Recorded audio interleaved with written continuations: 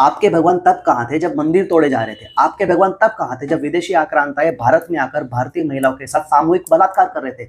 आज के समय में भी आपके भगवान तब कहाँ हैं जब करप्शन हो रहा है? आपके भगवान इतने बड़े वॉर को रोकते क्यों नहीं है? ये सवाल अक्सर आसपास के लोग पूछते हैं, वामपंथी विचारधारा के लोग पूछते हैं और आज की जो जेनजी जनरेशन है वो भी पूछेगी। इसका जवाब बहुत ही कड़वा है और इसका जो सार है वो पचाने की अगर आपको हिम्मत है तो वीडियो को अंत तक जरूर देखें और अगर आप सहमत हो तो कमेंट में आपके विचार जरूर बताइए। वेदों का अंतिम सत्य ईश्वर नहीं है, एक चेतना है जिसको ब्रह्म बोला जाता है और यह ब्रह्म तत्व ना दयालु है ना क्रूर है, ना पाप करता है ना पुण्य करता है, ना अधर्म के पक्ष में है ना धर्म के पक्ष में है।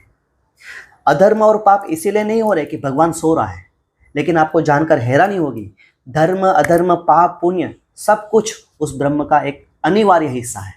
जिस तरह से प्रकाश को महसूस करने के लिए, रोशनी को महसूस करने के लिए अंधेरे का होना जरूरी है, उसी तरह नया सर्जन करने के लिए विनाश का होना जरूरी है। वेद और तंत्र कहते हैं कि शिव और शव वो दोनों में सिर्फ चेतना का अंतर है और उसी चेतना को हम लोग ब्रह्म कहते हैं।